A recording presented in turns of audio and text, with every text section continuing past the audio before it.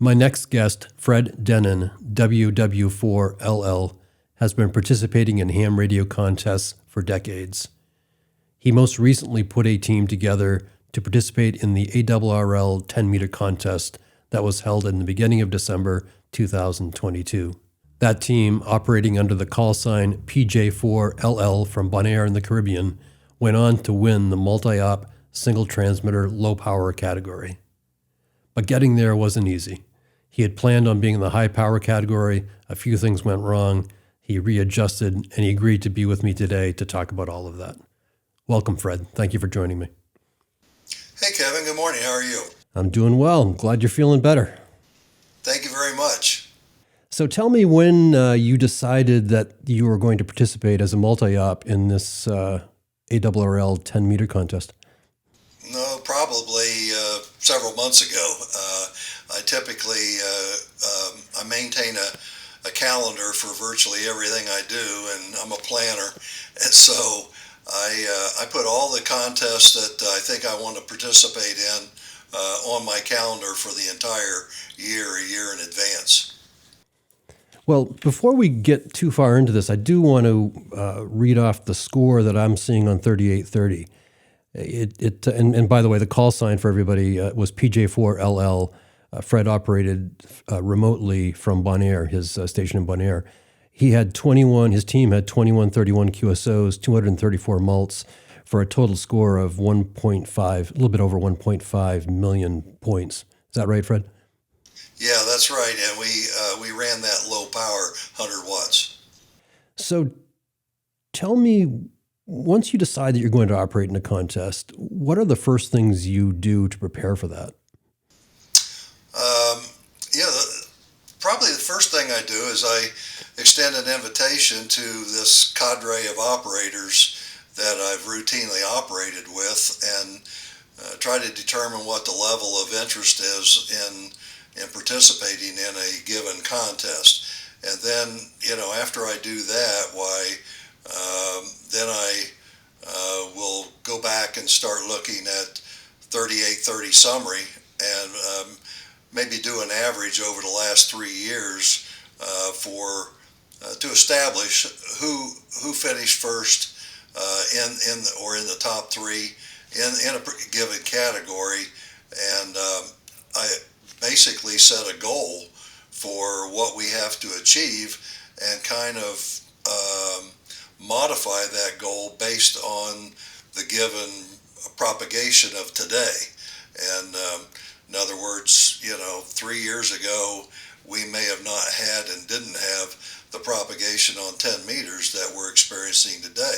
So I know that particularly after doing CQ Worldwide phone this year and running over 1,000, almost 1,100 Qs in that contest, along with all the other bands involved as well, I knew that, we had a good chance of having some big numbers on the ARRl 10-meter contest. So when you're putting together the team, obviously the landscape has changed. You used to do this in person, correct? Everybody would be in your shack taking turns. Now, particularly with COVID and the advancement of a lot of remote technologies, I believe this effort was entirely remote. 100%. So are you finding that to be more prevalent, at least for your efforts? Do you think that not only remote operation, but I believe all of your operators were at their home QTHs. Nobody was with you in Georgia operating Bonaire remote. Do you think that's the future for you? I think so for the most part. I mean, we still like to get together and have in-person contests. We love the camaraderie amongst us. We love the banner that takes place. We get away with that more so when we do digital type contests like RTTY. The only time you can engage in that in a phone or CW contest is when you're not operating and you're taking your rest break. So we have in the shack here or in this house, we have a couple of rooms that are available to the operators to kick back, watch television. Got a workout room they can work out if they want. There's places for them to go outside. Summertime, there's an in-ground pool they can utilize. We barbecue. We try to have a good time. So, but over the last couple of years, we have done almost exclusively remote contesting, and we did our first in-person contest in 2.5 years here. I guess it was for ARRl sweepstakes. So that was a phone contest. And so we did have the guys come in for that, and it was good to have everybody back together again. So when you're selecting the people to be on your team, the operators, what are you looking for? Well, in the case of the 10-meter contest, CW counts for twice the points of a phone contact. So I wanted to have about 3 teams comprising a phone and a CW operator that were on at the same time.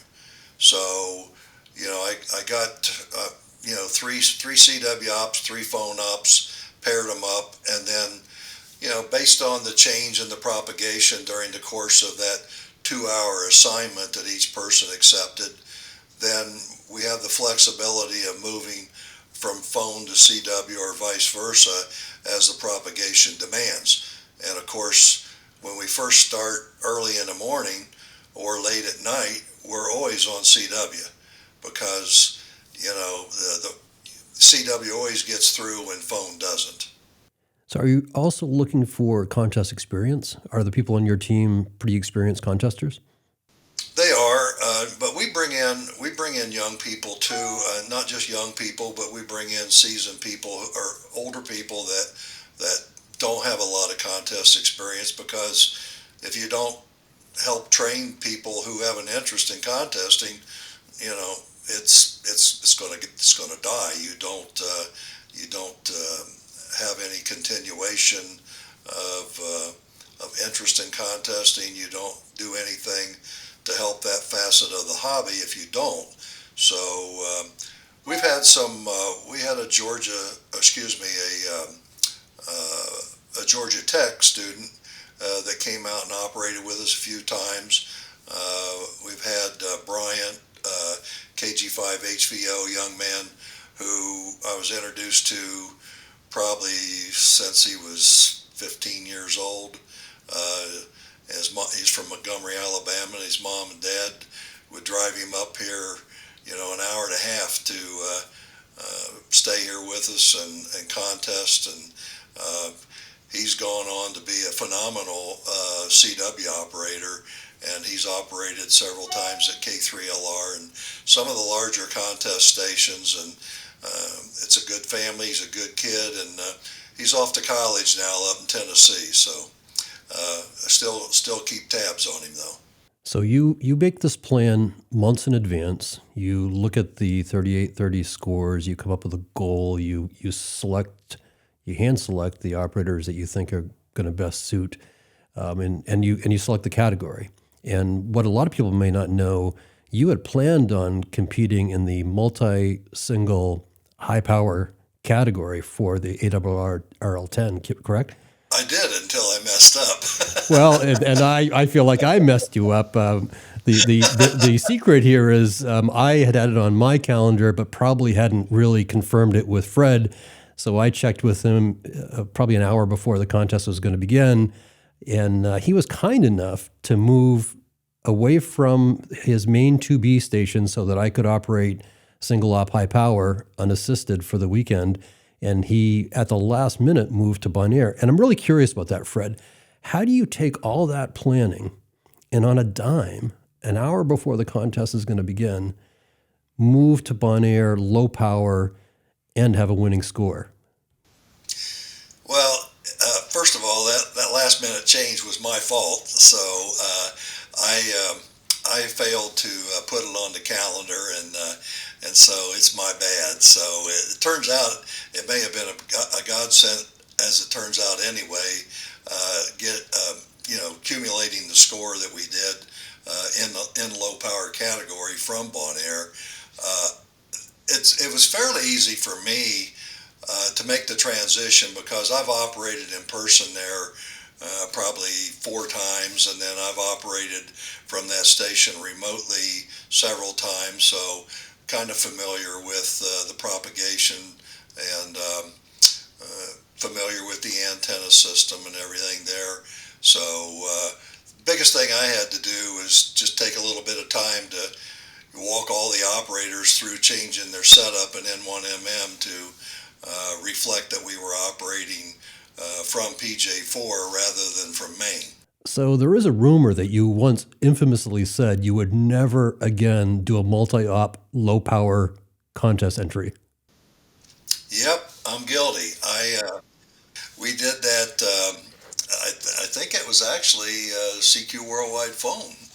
I'd have to go back and look, but and we did really well in that. We won that as well, and I think we set if the score holds up, we set a new U.S. low power record in that contest.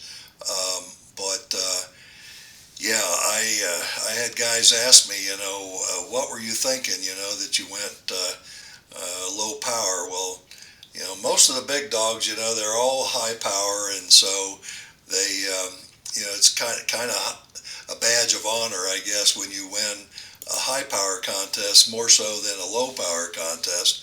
But I might debate that with them a little bit, because when you're operating 80 and 160 meters with 100 watts, I'm going to tell you, it takes more skill than it does with 1500 watts, and it's a little more challenging. I'm not a big fan of running low power contests, but actually, we can actually hold our own in low power contests, probably more so than high power, but I like the challenge. So Fred, with that linear turned off in Bonaire, what was the equipment lineup other than that? What was the equipment that you used? The radio, the antennas, towers, what was there? Yeah, we use Be Loud remote. We use nothing but ICOM 7300s. Every one of our stations, uses the same radio. We've got, the only thing that differs are the antennas, and sometimes the way we switch them. We're moving more toward auto band tracking type antenna systems to help minimize guys being on the wrong antenna, that type of thing when they're using the amplifier. But in our case down there at Bonaire, we were forced into low power because we had a problem surface that we weren't aware of, where we had a conflicting IP address that prevented us from actually utilizing our Node-RED software to control the amplifier and the antennas. So we were relegated to using a Momobeam Tri-15 antenna, which is a big tri-bander that's on a 60-foot tower down there, and we were able to turn the antenna, but not until later on in the game. But and I say later on because I immediately notified our software engineer, who went to work on it and got it fixed, Saturday night sometime, I think, shortly before we shut down for the night. So anyway, down there, like through the day, you can just kind of split the difference and beam north, and you'll work all the U.S. and you'll work Europe at the same time. So it's got great takeoff angles down there at that location. It's the highest point of the island, and you could stand there on the front porch and see the ocean. So you've got water all around you, and the commercial broadcast stations are up there on that same point. So there's a reason for that, One of the things I want to ask about, I'm curious what you have to do specifically to coordinate the operators that are operating from their QTHs. What does that look like, not only from a logging standpoint, an operation standpoint, but also just communication? How do you stay in contact with them to keep everybody on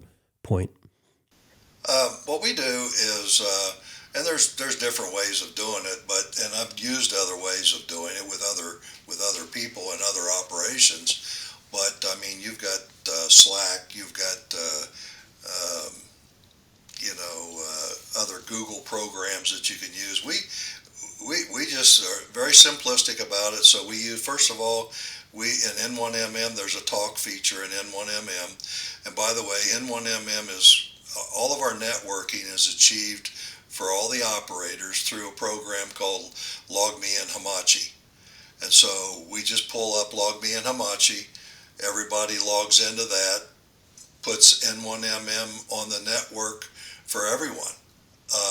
So any queue that's logged at any station, regardless of where it's at in the world, it all goes into that log. For example, when we ran CQ Worldwide Phone this year, we had two operators, husband and wife team, from Lviv, and so they logged in, and it was flawless. I mean, we maintained the network the whole time, and we just didn't have any problem at all. And so that's what ties us all together. So with the talk feature, you can type anything you want to in the talk window, send it out. Everybody sees it.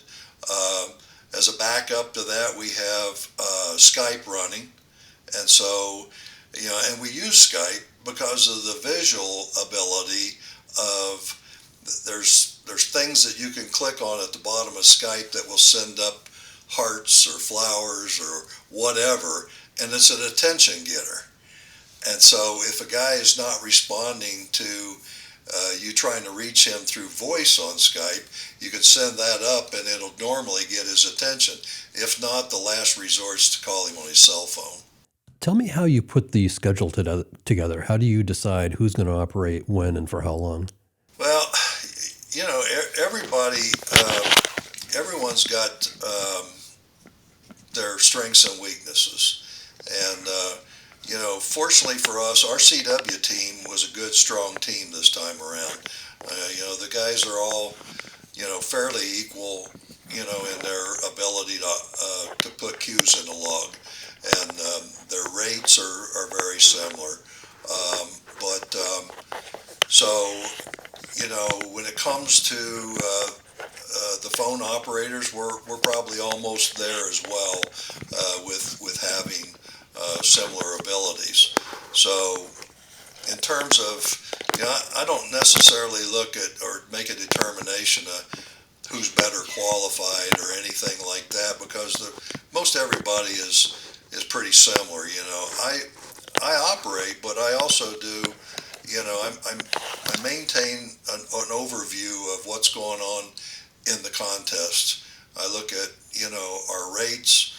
I listen in on the operators, particularly the phone ops, to see if somebody's starting to stray and say things that they shouldn't say, that lengthens that QSO being made, like please copy. You don't need to say please copy, when you're in a phone contest. It just are extra words that do absolutely nothing to enhance that score. And as a matter of fact, it detracts from that score. So, you got to get into a cadence or a rhythm, and sometimes it's a little more difficult to do that. You have to have the cooperation of the people on the other end as well. So you have to manage that pile up, and when you're operating from PJ4, or any DX entity, you have to manage the pile up, and so I listen to make sure that the pile ups are efficiently being managed. So obviously the 10-meter contest is a little bit different because you only have one operator working at a time, so there's not as much coordination, I suppose. But are all the operators paying attention, or are they just getting on Skype and on air when their time comes up? I'm curious, for example, when 0 UTC, is everybody on board at that point watching and kind of understanding what's going on air? Yeah, I mean, when in everybody's on, and we get on probably an hour in advance of the contest and make sure we've covered everything in our final prep, and we make sure that we put in practice QSOs to make sure that they're being logged at all stations. Then we delete those, rescore it so it goes back to zero, and they're all engaged at that point in time. Now, I do want to make comment about one thing you mentioned about one operator at a time. In our case, that was true. For this contest, we only had one operator operating at a time. Had we been operating from Maine, that wouldn't apply because we have two radios up there. Actually, we do have three radios, but as long as you're interlocked, you could have two operators in the multi-single in that contest operating, I'll say, same time, but they're not transmitting at the same time. So at PJ4, we didn't have that latitude because we only have one radio on site at PJ4. So we probably could have seen as much as 20% more in our score had we had the second radio in play. So if you use your interlocks, and that takes some getting used to as an operator, but when you're using the interlocks, we could have very well had, but you could only have one person calling CQ by the rules. So we could have had a CW guy calling CQ and working people, and in between that, depending on what his rate was, we may have had a phone operator on the second radio just going down the band map working multipliers. And and he does that in between. You never want to interrupt the flow or the rhythm of a high rate for your operators. It just takes them out of the rhythm completely. So how does that lag time impact the operator? I'm trying to understand, since I've never done this before. If I'm the S&P person and I'm trying to fit in, is it simply a timing issue, or does it create a lag for the primary operator that can be kind of take them off their game? Well, in the case of the CW op, if his rate's starting to slow, chances are he's not calling CQ as fast as what he normally would. So, and it gives that phone operator, if the timing is right, that phone operator can get with a small exchange like 598, 595, whatever the exchange is. You can get in and out in less than 5 seconds. So the operators are listening to each other. So if I jumped in as the second operator on phone, will the CW operator wait for me to complete that QSO? They're not listening to each other. What they're doing is, if you look at the network window of N1MM, when the CW person is hitting the F1 key and calling CQ, it'll show up in red up there in the window that F1 has been actuated, and so it'll flash.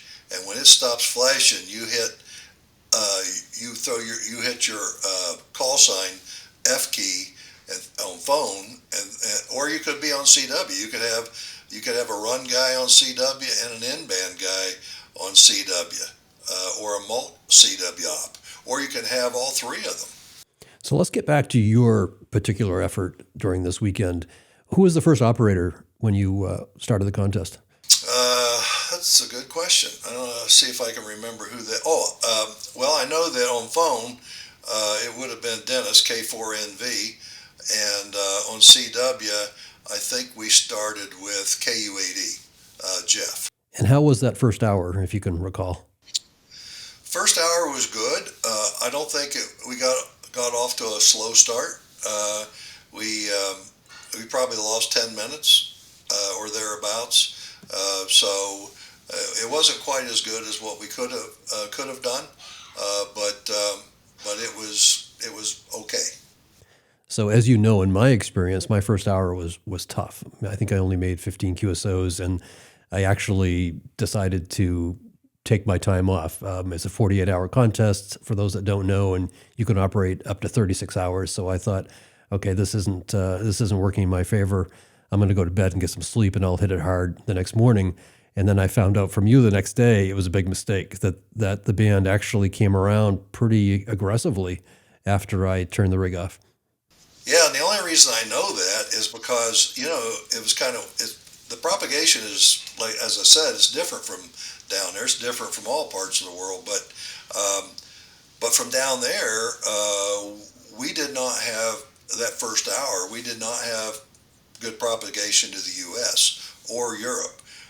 Our propagation was to South America. So we were working a lot of PYs. But what I did was I wanted to see what was going on, so I logged into another one of our stations in the network for Be Loud, and then in the U.S., and I was listening to just guys everywhere working each other across the U.S., so that's how I knew that it opened back up again.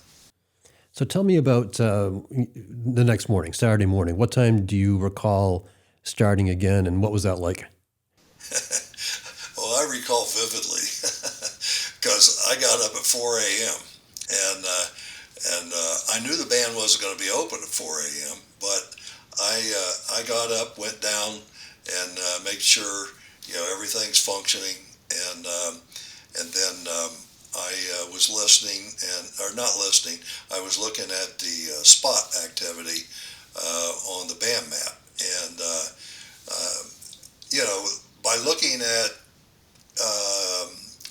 Europe Europe would have been the first thing that opened up on 10 meters. So by looking at the band map, I could tell generally, what the level of activity was going to be like moving in our direction, and as the sun came up. And so it was okay on Saturday, but Sunday morning I got up at 4 o'clock again and went down there, and it was like, oh my God, I can't believe it. We started seeing some stuff that you just don't see every day, like Iraq and Saudi and islands in the Pacific and BYs and JAs. I could tell by looking at the band map that morning that Sunday was going to be a phenomenal day, and it was.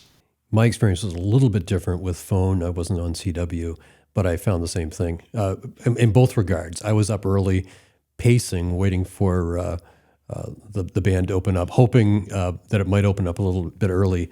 Definitely opened up earlier on Sunday than did on Saturday. But both mornings I had great runs into Europe that really contributed to the score that I had, which, as we've discussed, wasn't award-winning by any means, but I felt good about it. And I think I was somewhere around 314,000, 316,000 points. And those two mornings are what did it. I really had good runs both Saturday and Sunday morning into Europe. Yeah, I think we probably opened up around 6:15, 6:30 a.m., and then it just kept picking up from there. So, and you had a good score. I think last time I looked, you were, I know you were in the top 10, so you were, I think, third or fourth last time I looked. Yep, no, I'm happy with it, but still learning. Yeah. And to that point, I've talked about this a lot. I'm still trying to understand how long to stick with a run frequency and when to get off it and start searching. Tell us what your best opinion on that is. When do you move from the run frequency? Well, one of the problems that we always have, I don't know why, but one of the problems that we always have is we always seem to be lacking on mults. And so a new tack that we've taken is when we start the contest, a lot of guys will get on 30, 45 minutes ahead of the contest, an hour, and they'll try to establish a run frequency, and they'll start working a lot of people. It's okay if you're going to work people that are going to be in the contest anyway, but if you're working the casual guy who comes by and he's already put you in the log, I think you risk him not working you during the contest. So we don't do that. What we do is we attack the band map the very first thing. So first thing we do is the run operator will run right through that band map, and he'll maybe even both operators at the same time. If you have two radios available to you, interlocked, they will attack that band map, both of them working every multiplier that they see. You may have one guy that does all the mults, the other guy may work all the blue ones. Still people that you haven't worked, but not necessarily multipliers. So we do that for probably the first 20 or 30 minutes. We do it at least long enough to work all the mults that we can possibly work. One thing we don't do, and that's where monitoring what's going on helps our operation, I think. And I think a lot of guys, do this, but you kind of have like a contest manager, if you will, and somebody who is, taking that 30,000 foot view of what's going on. And I don't let the guys spend a lot of time trying to work a multiplier. Matter of fact, if the mult just pops on the band map, and if you go in there and you can't work that guy in the first couple of 3 tries, then you just need to move on and either go back to your run or go work more other mults on the band map.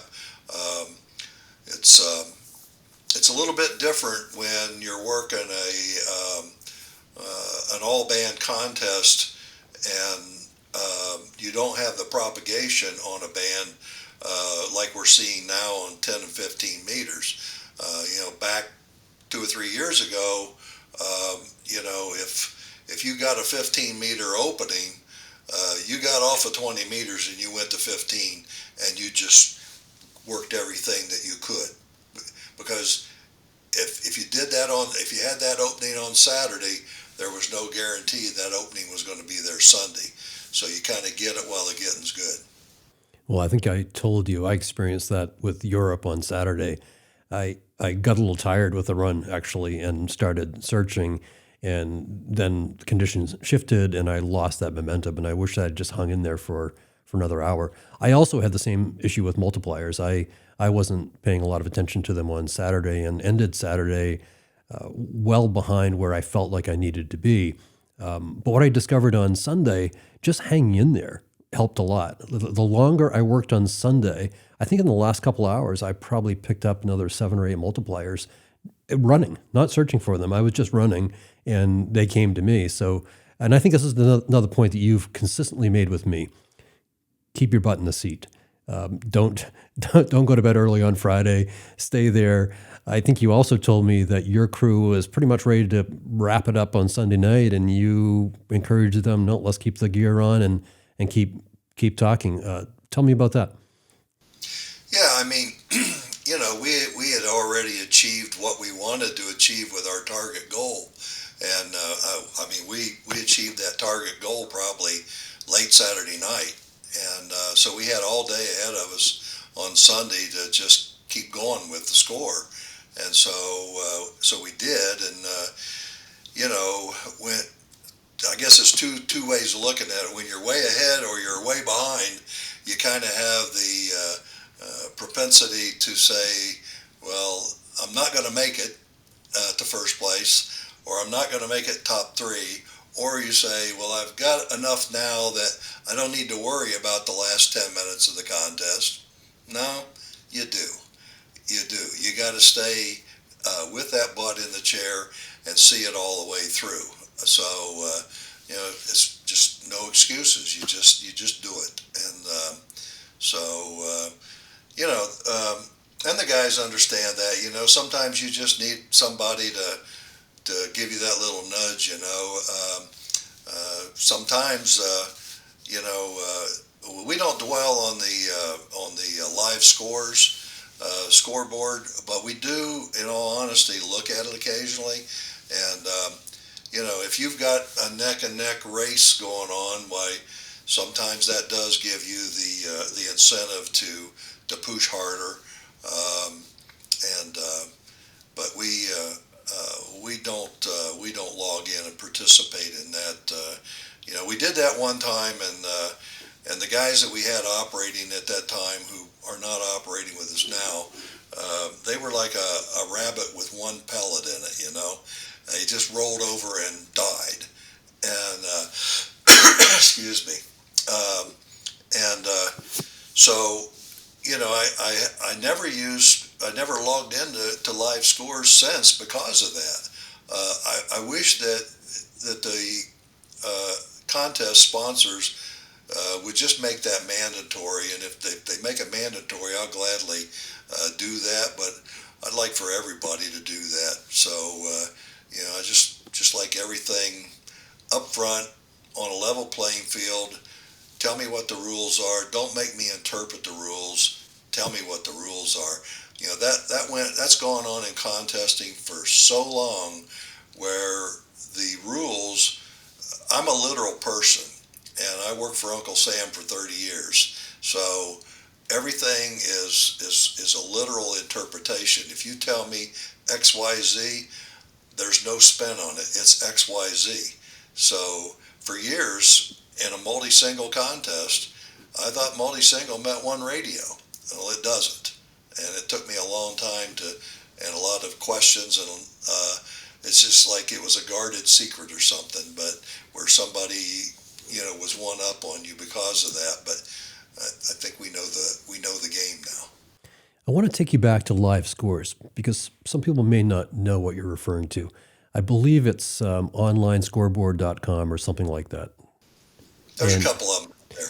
And this is a voluntary decision made by operators to report their scores in real time by category, and provides a way for operators, whether they be multi-op or single op, to understand where they stand as the contest goes on, correct? And this has been going on for how long? How long has that been made available? Boy, I really don't know for sure, but I know it's been 2, 3, 4 years, 5 years maybe. You know, I've got to say, and I think you and I talked about this also, as a single op, something like that would be helpful. Just because you kind of get in your head when you're talking to the wall, you know, obviously making QSOs, but there's no one standing behind you saying, you know, don't turn the rig off. No, you're doing okay. I think for me it would have been helpful. The thing that I would do, I'd go find you on the band map, and obviously you were out of country, but I would just take a look when you were giving, because you had to give a serial number. I would know where you were, so that kind of gave me a sense of how I was doing. And actually, it was somewhat motivational. I mean, I was well behind you, but I ended Saturday thinking, hey, I might be able to somewhat catch up with them, which was absolutely not true. But my point is, I think it is helpful to know a little bit about what's going on outside of the shack so that you can stay motivated. Or I need to work on some other way to stay motivated at 6 o'clock at night when, in the case of 10 meters, things are starting to dry up, and I'm asking myself, you know, do I want to just go have dinner, or should I hang in there for another hour hoping the JAs might come through, which they didn't for me. Well, I think there's a lot of good that could come out of participating in live scores. One thing, though, that still bothers me about the live scores is I wish that, and I know it's been talked about for a long time, and I know there's a cost involved in it and a lot of work involved in it, but having a centralized server that we can submit our scores immediately, or even better yet, all participants log into that server at the beginning of the contest, and at the end of the contest, you know who won, you know what the scores are, there's no changing categories, that sort of thing. And that's one thing that turns me off about live scores is the category shoppers, the guys who maybe operated as a single op or some other category where they have the ability to change categories for the win rather than stay in the category that they started out in. And that's why on 3830, and some guys probably won't particularly care for this, but that's one reason why on 3830 I almost never post my score until after the contest submission deadline. so that guys can't change their categories and then basically beat you out of the win. But you were confident enough this time that you did upload to 3830 scores. You knew that low-powered number was going to give you the win, right? I felt pretty confident about that. Tell me, going back to, fatigue and stamina, what was your team feeling like on Sunday morning? And how do you keep everybody motivated to get through that last day, particularly in a contest like 10 meters where, you don't have the opportunity to hop around to different bands? We were good for that reason only, because we didn't have to stay up all night long. So, by 8 or 9 o'clock, we were done every night. And, guys could still go back upstairs and watch TV and before they went to bed or whatever. So that's the thing that's nice about the ARRl 10-meter contest. If you've got enough operators and you can work, 2-hour shifts with 6 guys, nobody's going to get tired. Except for the dummies like me that get up at 4 a.m. and come down and sit and prepare for the 6 a.m. 6:30 push. It really didn't tire us at all. We all felt good. You feel even better if you know that you've already exceeded your goals. Absolutely. I think that's true. I think when I looked at my scores on Saturday and didn't think I was doing that well, it starts to feed upon itself, right? Sunday felt a little bit better because I was pretty happy with it. There's probably not a lot that you would do different given your results, but is there anything that you would have done different in this contest now that you're on the other side? Yeah, I would have put your reservation for Maine on the calendar. Well, that's a good one. Well, that's easily done. Yeah, that's right. Actually, there was one thing that we would do differently, or that we have to work on. In contests where you, I shouldn't even say that. Let's just put it this way: when you're operating remotely like that, you have to do a handoff at the end of the 2-hour period, or when you change operators like we did from phone to CW or vice versa, you have to do a handoff of the station to the next oncoming operator. So we took too long in a lot of cases in doing that. So, there are some contests with some of the guys in our group that we've been able to do a handoff in like 15 seconds. At this particular contest, we took as long as a minute, 2 minutes, 3 minutes to do the handoff. And so when you have a phone rate, we had phone rates of 192 an hour. So when you're losing 3 minutes, you're losing 30, 40 Qs when you're waiting that long to do the handoff potentially. So we need to do a better job with that. Oops, started to grab that stupid cord again. But part of the problem is that depending on the contest schedule or calendar, you may have a guy that participates with you in one contest, but then he might skip 2 or 3 contests before he operates with you again. So doing that handoff is all brand new again to him. Because most of these guys are not people who are using the remote day in and day out. So what we have to do is we have to practice that handoff, before the contest with every single operator so that we minimize that transition time. Well, clearly this is why you have a winning team, Fred, because when you were talking about a tough transition, I was mentally thinking, 10, 15 minutes. You're talking 1 to 3 minutes. I can guarantee you I had a lot of 1 to 3 minute lapses during my single op performance. So that's probably the best advice of the day. Not just stay in the seat, but stay focused all day long. Yeah, like I said, there's been some of the contests like the NAQPs, we had a team together, 15, 20 seconds, boom, on, off. It was that quick. It really doesn't take long to do that if you click on the right buttons. Fred, what's the next contest you're focusing on? Riddy Roundup, first full weekend in January. We extended invitations to potential team members. You have one, and I think you've accepted that. So at least on my calendar, it shows you have. So I hope you will join us for that. And the guys like doing the Riddy contest. I like doing them because we can get on Skype and we can cut up and we can. It's pretty easy to manage the contest because you can talk and operate at the same time. Good luck with that effort, and we'll talk soon about that. I really appreciate you taking the time, not only today, but Fred, you've given me so much mentorship in relearning contesting and learning some of the new aspects of contesting, and I really appreciate it. Quite welcome, Kevin. I'm happy to do it, and thank you very much for having me today. Absolutely. I've been talking to WW4LL, Fred Dennin, who had a winning score in the multi-single low-power ARRl 10-meter contest. It looks like it's going to stand. Thanks for being with me, Fred. Thank you, Kevin.